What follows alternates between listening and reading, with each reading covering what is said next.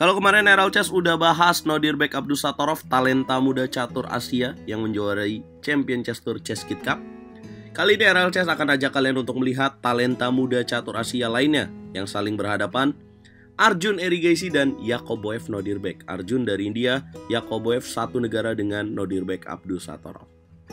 Mereka bertemu di babak terakhir Sharjah Master 2023 dengan format catur klasik dimainkan langsung di Dubai. Arjun memulai dengan langkah E4, hitam E5, putih kuda F3, hitam kuda C6, dan gajah ke petak C4. Pembukaan apa teman-teman? Ini merupakan pembukaan Italian game. Yakoboev merespon dengan langkah gajah C5 sesuai dengan pembukaan Italian game, putih C3, hitam kuda F6, putih D3. Variasi main lane dalam pembukaan Italian game atau Giocho Piano. Yakoboev Nodirbek lanjutkan dengan mengamankan raja dengan rokade, putih juga lakukan dengan rokade, dan hitam mendobrak langsung dengan D5. Boom! Putih memukul pion D5, hitam kuda memukul pion D5, dan putih benteng E1. Mengancam pion di petak E5, Yakoboev mainkan langkah gajah G4, memberikan pin pada menteri D1. Arjun taktis H3. Hitam gajah H5, Arjun B4, mengancam gajah gelap di petak C5, hitam tarik gajah ke petak E7. Langkah ke-11, pertarungan dimulai dengan jalan B5. Boom! Hitam kuda A5, putih memukul pion di petak E5. Mengancam dua perwira, double attack. Gajah di petak H5 dan kuda di petak D5, hitam gajah memukul kuda F3, putih menteri memukul gajah, dan hitam kuda B6. Putih menarik gajah di petak B3. Sekarang posisinya sampai langkah ke-14, Arjun unggul satu pion. Hitam gajah ke petak F6, putih benteng F5. Ya, permasalahan bagi putih di sini adalah perwiranya belum berkembang dengan secara sempurna, sementara hitam sudah selesai dengan perkembangan buahnya dan rajanya juga aman. Tapi bagaimana cara Arjun untuk memanfaatkan posisi ini?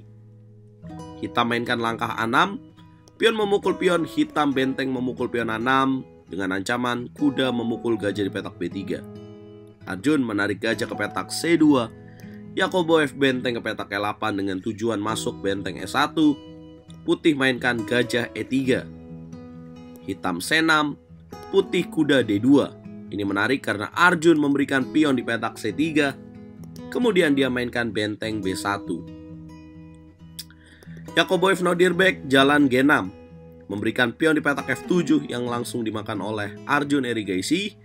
Niat dari Yakoboev Nodirbek di sini adalah setelah memberikan pion di petak F7, dia mainkan langkah benteng memukul gajah. Boom! Dia kira dia unggul satu perwira. Karena Arjun pion memukul benteng dan Yakoboev mendapatkan kuda di petak D2. Tapi dia salah kalkulasi. Dan coba teman-teman tebak apa langkah berikutnya yang membuat putih unggul dalam posisi ini dan menang. Langkah ke-23, benteng F1 bang. Congratulations kalau kalian sama dengan Arjun Erigaisi. Benteng F1 dengan tujuan benteng ke petak F8. Skak. Hitam mundur benteng A8. Bagaimana putih lanjutkan serangan ini? Arjun sedikit menarik menteri ke petak F2. Hitam gajah C3, Arjun Erigaisi jalan D4. Mengunci kekuatan gajah di petak C3. Kemudian hitam kuda D5. Nah, bagaimana cara Arjun melanjutkan serangan ini teman-teman? Ada langkah gila Arjun Erigaisi, gajah memukul pion G6. Boom! Kemudian hitam mainkan kuda memukul pion E3.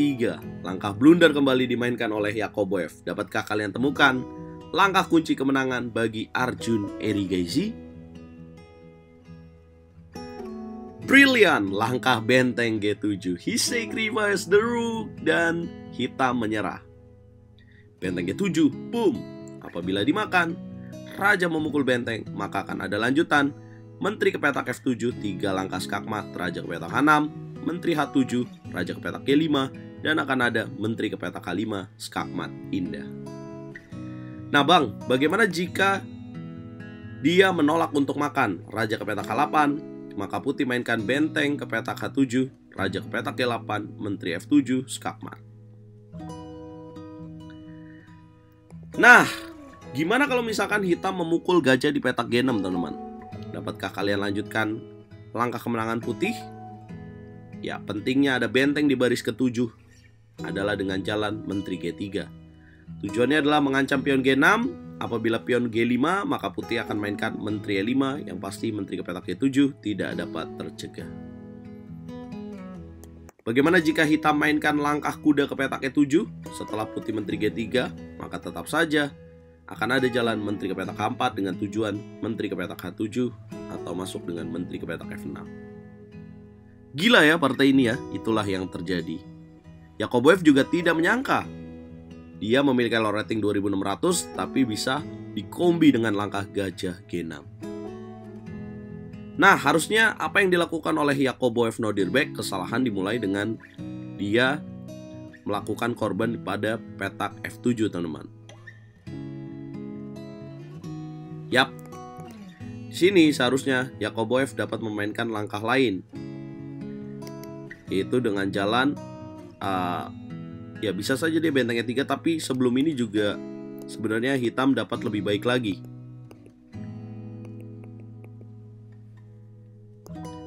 Ya, pada posisi ini benteng ke petak E8 mungkin dapat dimainkan lebih cepat. Tahu di sini juga oke. Tapi fatalnya adalah pada jalan C6 ini yang membuat putih langsung unggul besar. Nah, langkah lainnya adalah dengan jalan benteng F6. Mengcover gajah di petak F6. Ya, apabila benteng ke petak E6, kan putih belum keluar ya di sini perwiranya. Putih juga bingung, mungkin kuda D2 dan hitam bisa lanjutkan dengan jalan G6. Apabila benteng F4, maka dapat dilanjutkan dengan gajah C3. Nah, ini lebih baik.